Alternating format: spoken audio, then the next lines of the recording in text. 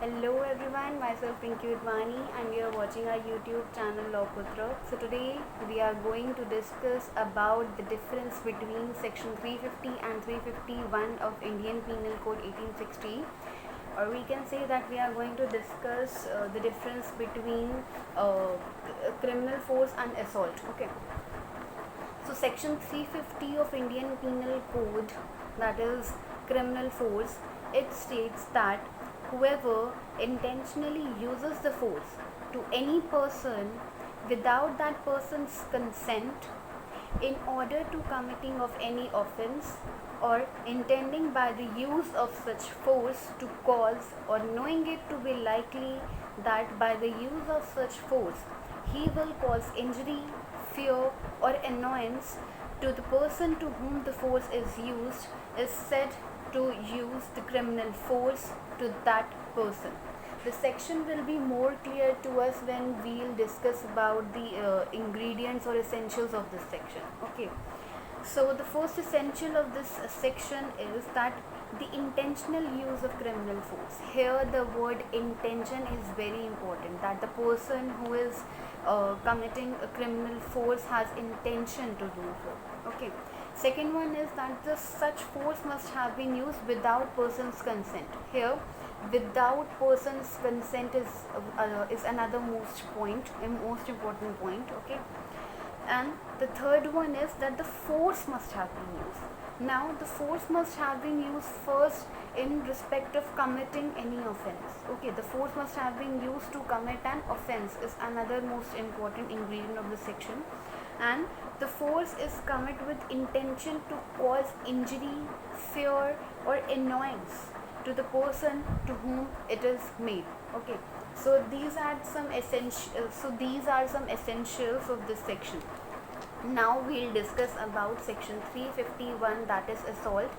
So section 351 assault of this IPC states that whoever makes any gesture or any preparation, the word gesture here is very important. Okay, so whoever makes any gesture or any preparation intending or knowing it to be likely that such gesture or preparation will cause any person present to apprehend that he who makes that gesture or preparation is about to use criminal force to that person is to commit an assault. So we'll discuss about this section with ingredients, so it will be more convenient for us to understand the section easily. Okay, first of all I'll tell you the meaning of the word gesture, as we know, okay.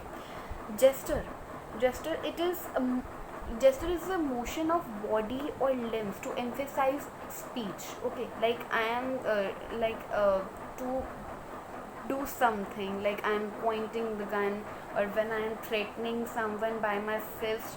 So these all things are just like moving of limbs or any part of body to emphasize something or to emphasize our speech. Okay, so we'll discuss about the ingredients further. First is that the accused should make gesture or preparation to use criminal force. Okay. Second one is that the gesture or preparation should be made in person to that person in respect of whom it is made. Okay. Third one is the second point is that we are showing such gesture or preparation against a victim. Okay. Okay, so third is there should be intention or knowledge in the part of the person. Again, here the word intention or knowledge is very important. That I have intention that I am doing and that I am committing an offense. Okay, there should be intention or knowledge on the part of the accused that such gesture or preparation will cause injury or may apprehend in the mind of the victim the criminal force would be used against him. For example, like I am pointing out a gun, I'm showing my fist to threaten someone, I am lifting up a brick, or I am showing a lathi to someone. These all are like gestures. Like from these acts, I am threatening someone. Okay, so let's move to the difference.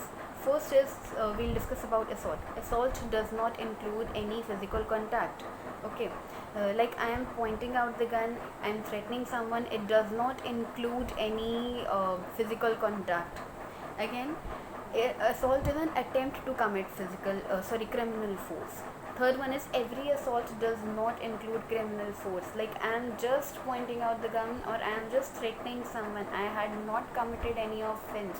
Like like we can say that I am threatening someone, I had not shot that person, I'm just pointing out the gun. Okay, assault is a lesser form of criminal force. Okay, uh, again, or we can say that assault is a part of criminal force. Next is, in order to constitute an assault, it is also necessary that the person assaulted must on reasonable ground believe that the person so assaulting has the ability to use or apply that criminal force against him. Okay, so let's move to the criminal force. Criminal force include physical contact or fear in the mind of the victim. Okay, next is criminal force include assault. Like assault is a part of criminal force.